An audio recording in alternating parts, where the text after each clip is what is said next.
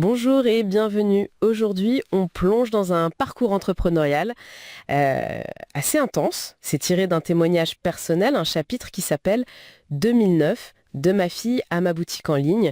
C'est l'histoire vraie, d'une ascension fulgurante dans l'e-commerce, mais aussi d'une chute tout aussi brutale. Oui, c'est ça qui est frappant. C'est un récit à la première personne, donc très direct. Il nous raconte comment, en 2009, pour s'en sortir financièrement et pouvoir s'occuper de sa fille, il lance une petite boutique en ligne. Elle porte d'ailleurs le nom de sa fille. Et son but au départ était vraiment très modeste, juste 400 € par mois, c'est tout. 400 euros. Et pourtant, ça va exploser. Ah oui, c'est ça qui est fascinant, la vitesse à laquelle ce petit projet, presque personnel, décolle complètement.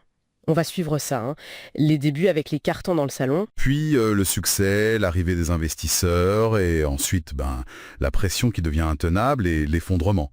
Une vraie montagne russe, comme vous disiez. Exactement. Notre objectif, c'est un peu de décortiquer tout ça, voir ce qu'on peut en tirer comme leçon sur la croissance rapide, la pression, l'équilibre vie pro, vie perso aussi, et puis la résilience, comment on rebondit après un échec pareil. Bon, alors, allons-y. Ok. Donc tout commence en 2009. L'image qu'il donne est assez forte, sa fille, bébé, dans son couffin à côté de lui pendant qu'il prépare les colis dans le salon. Il raconte même qu'il allait faire ses dépôts à la poste avec la poussette. La motivation, elle est clairement là, très personnelle. Et ce lien personnel, c'est crucial au démarrage. Ça donne une énergie incroyable, mais ça rend aussi les choses plus complexes, quand l'entreprise grandit forcément. Parce que le succès, il arrive très, très vite. Dès 2010, hop, il est meilleur vendeur sur une grosse marketplace. Les locaux, ça suit.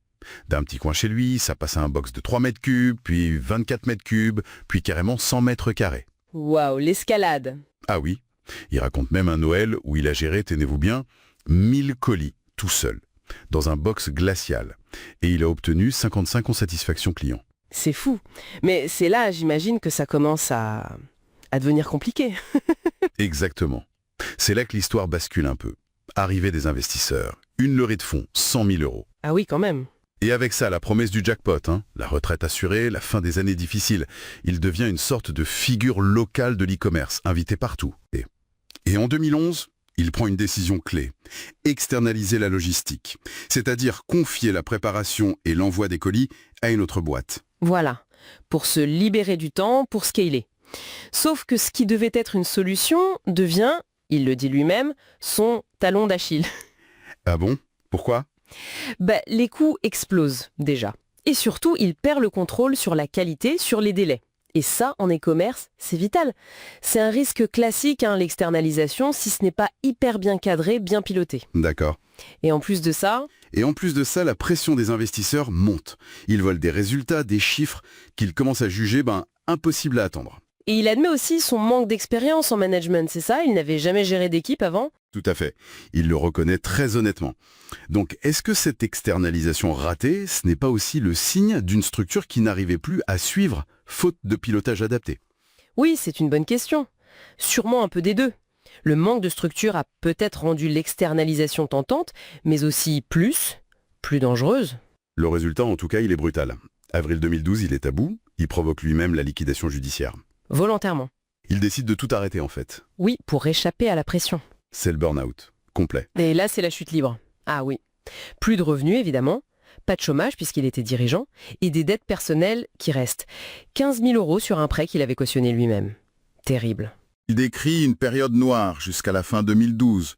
Il vit avec des indemnités journalières, maladies très faibles. Il sombre dans l'alcool, les médicaments. Il dit être devenu une loque humaine. Il envisageait même de devenir SDF. Mon Dieu. Et qu'est-ce qu'il fait tenir? Sa fille. Elle a 4 ans à ce moment-là. Il y a ce moment poignant où il lui avoue vouloir aller vivre dans la rue. Oh non. Et elle, du haut de ses 4 ans, elle lui répond « Papa, je veux que tu t'en sortes. » Un électrochoc, dit-il. Il mentionne aussi que la mère de sa fille, souvent absente pour son travail, comptait sur lui, ce qui ajoutait une pression différente. C'est terrible. Et après, comment il s'en sort? Alors là, c'est le coup de théâtre. Fin 2012. Un héritage complètement inattendu de son père avec qui il n'avait plus de contact. Ah, Oui, suite à la vente d'une maison. Suffisamment d'argent pour solder ses dettes et envisager de repartir à zéro. Incroyable, le destin parfois. oui. Et il ajoute un détail, assez révélateur selon lui. La mère de sa fille serait devenue folle de rage en apprenant ça. Ah bon? Pourquoi? Parce qu'il retrouvait son indépendance financière et qu'elle perdait, selon lui, une forme de contrôle qu'elle avait pu avoir pendant cette période difficile. C'est son interprétation en tout cas. D'accord, quelle histoire. Alors, si on essaie de synthétiser un peu, qu'est-ce qu'on retient de tout ça? D'abord, cette vitesse folle, la vitesse à laquelle un projet, même parti d'une bonne intention, peut s'emballer. Pour le meilleur, au début, et puis pour le pire. Oui, le passage du rêve, du conte de fées, comme il dit, au cauchemar, du burn-out, des dettes, du désespoir, c'est extrêmement rapide. Tout à fait. Et puis, ça met en lumière plusieurs points critiques, je trouve. L'importance d'une croissance maîtrisée, on ne peut pas grandir indéfiniment sans structurer derrière. Les dangers d'une externalisation, si elle est mal préparée ou sur un point trop stratégique comme la logistique ici. Exactement. L'impact écrasant de la pression, celle des investisseurs bien sûr, mais aussi la pression consommée soi-même, la pression personnelle. Et puis, à l'inverse, le rôle vital du soutien, familial ou même, là, c'est un héritage inattendu, ce filet de sécurité qui permet parfois de rebondir quand on est au plus bas. C'est un rappel fort que derrière les belles histoires d'entrepreneurs qu'on nous raconte souvent, il y a des luttes intenses, une fragilité qu'on ne voit pas toujours. Absolument. Et ça m'amène à une dernière question peut-être. Dans notre société qui valorise tellement l'hypercroissance, le succès rapide, le disruptif, comment on pourrait mieux préparer, mieux accompagner les entrepreneurs face à ces risques psychologiques, financiers qui sont bien réels dans ces montagnes russes entrepreneuriales? C'est une excellente question, et elle reste ouverte. Comment trouver cet équilibre entre l'ambition et la préservation de soi? Vaste sujet.